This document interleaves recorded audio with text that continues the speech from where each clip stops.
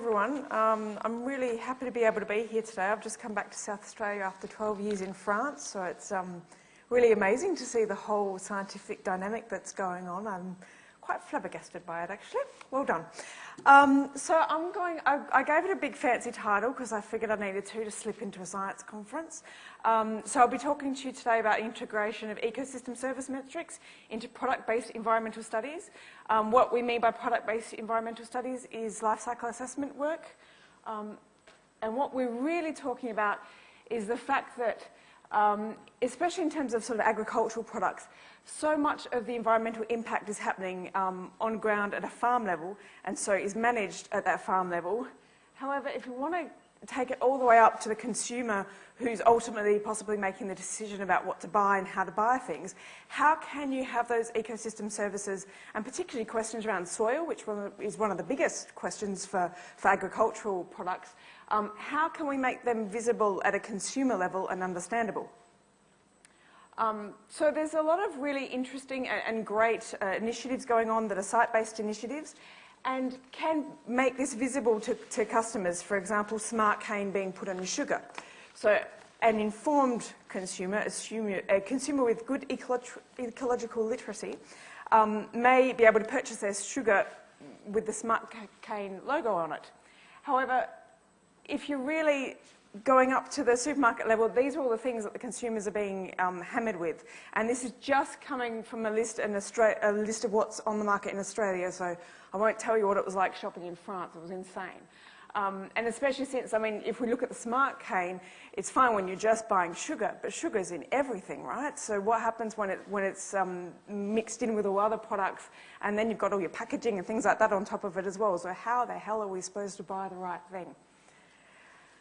A big solution to this, potential solution, and just before we go on to that, I don't know if many of you, well, I'm hoping, of course you do, because you've got high ecological literacy, but this label around the carbon footprint is starting to get at something different to just site or just packaging or just CSR, starting to look at the entire life cycle of a product, but still just carbon. Something that's developing enormously in Europe and worldwide is the use of life cycle analysis to try to attack this problem. So if we're looking at a complex product, what are the environmental impacts across the entire life cycle? So resources or the agricultural side for food, manufacturing through the whole distribution chain onto how we use the products, which can be really relevant. For example, we worked with a company that makes jeans, and the biggest impact of jeans is actually how we wash them, so they can do all the optimizing they want of the manufacturing process. If we're not washing it in cold water, it kills all the impact. And through to the end of life, how is that recycled, disposed of, etc. But what LCA does more than just the climate, the carbon footprint, is actually look at all sorts of different environmental impacts. So always climate change comes up as number one, but a lot of different ones as well, and probably the most interesting in our talk is around land use, where you're starting to get some of this understanding of soil. And so this whole life cycle aspect is taking into account in the carbon footprint type methodologies, but what is starting to be tested now is taking a pair of pants or washing liquid or whatever it is and identifying the 3 or 4 top environmental impacts and trying to create some more sophisticated labelling. And that little picture is coming from, in France, they did a 2-year live to consumer test of different environmental labelling based on this methodology. A really important aspect of LCA is the case of burden shifting as well. So by looking across the entire product life cycle, we're not making decisions that's just going to push up impacts elsewhere, which I'm sure you guys are really familiar with, so I'll skip. And something important as well is that, so we're looking at that life cycle and the sort of technosphere of how we interrelate with the economy. And then life cycle assessment takes in all the inputs. So what's the stuff that we're using from the environment to make this product? And what are we pumping out after? What kind of emissions are happening to our ground, to our air, to our water systems? And puts all that together and calculates impacts, basically. It's a very well normalised system. The ISO International Standards Organisation, that's not me, 14,040 series of standards actually makes this quite a robust technique. For those of you who haven't used it before. Is there anyone here that's done LCA before? Is this really familiar? Cool. Most people heard of it or not? Who's heard of it? Double cool. Okay. So I'll speed up then. Internationally, so you've got all the ISO that's quite standardised. It's really been led traditionally from CTAC, and there's a UNEP CTAC Lifecycle Initiative that we'll come back to later that does a lot of excellent work on gaining global consensus on methodology for LCA. And then in Europe, you've got a JRC Joint Research Centre developing a lot of methodology.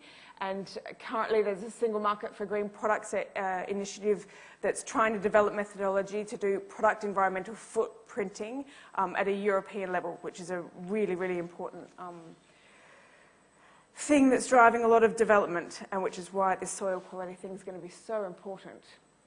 So why has soil quality not been included in LCA before now? LCA does a really bad job of modelling natural processes such as rain, runoff and soil formation. Also elementary flows for land use processes. It's not very sophisticated right now. When we're talking about land use in LCA, we're just really using about its cover or the change in use. So we're not getting down to really sophisticated levels of understanding soil quality and ecosystem services related to that. And this is mostly because LCA has been pioneered by a very non-agroscience-based organisation that has very little understanding of the kind of science that a lot of you people do. So there's a bit of catching up to do in the soil area. And why is it important to include this in LCA? Firstly, because when we take the European PEF product environmental footprint system that's going on now. If we're doing PEFs of agricultural-based products and farming systems, it's just not going to make sense to people on the ground if we're not really taking into account soil, because it's one of the most important issues for them. And also LCA is a lot about balancing risks and impacts. So if the soil aspects aren't in there, they're not being compared to other impacts along the life cycle, and those aren't being picked up in decision-making processes. And also, really, really concretely, we're seeing a lot of LCAs coming out right now of sort of organic biological farming techniques that are showing them as less good than the sort of plastic-based things. We were working a lot on eco-materials for buildings, for example, and a lot of the biosource materials could come out looking quite poorly in LCAs compared to more plasticky stuff, because some of this methodology is not quite there yet on the agricultural systems. There's some Australian scientists, my colleagues Tim Grant and Sandra Eadie, that are really up there on the international stage, trying to get soil into the LCA methodology internationally. A project has been funded by the National Land Care's program here to develop broadacre cropping grazing system LCIs, life cycle inventories, and add soil quality indicators to that. And as part of that, there was an ALCAS. ALCAS is the Australian Society for LCA Professionals. They held a roundtable and webinar with SARO to try to really get an understanding around the methodological aspects. And at the same time, this was happening in Australia, that we needed to model this better, and we need to, if it's going to be recognised, we have to work internationally. And this is where the outreach happened with the UNEP CTAC Lifecycle Initiative, who's also working with Europe to try to get some international consensus on this. And now Tim Grant, who's based in Melbourne, is actually the co-chair of a working group at an international level on developing consensus on this. And why I'm really focusing on this is to say that I think it's really important that Australian scientists are present at these kind of debates, because this, for me, this is partially where some of your work is linking up into international policy making, international decision making. And so I really encourage you guys to be present. And even if you might say that, LCA is no good because they haven't figured this out yet, it's something that's really being used internationally. So please help LCA people figure this out properly, because you guys might be the people that know how to do it better.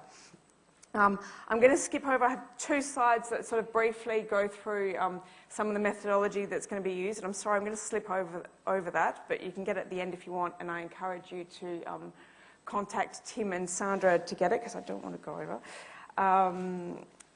And yeah, I really wanted to say a big thank you to the Landcare Program, CSIRO, and the Department of Primary Industries in New South Wales that's funding this important work. And note down contact of Tim and Sandra to get more feedback on the tricky stuff. Thanks.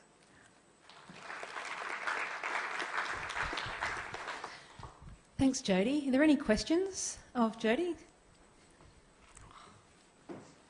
So you left time for questions. Oh, I tried. Anna? Hang on, Anna. Hang on. I'm just wondering, where can we find out more about the project online rather than having to email someone? Is that possible? Well, it's very early days, so there's actually not a whole lot of information available online at this stage. So I would encourage you, because it's quite early, to I can give you all the information, but there's very little information available online at this stage. Were there any other questions? Oh, one up there. Yep, I'll run up and... You have to run now. I have to run now, that's right. Multitasking, see how I go.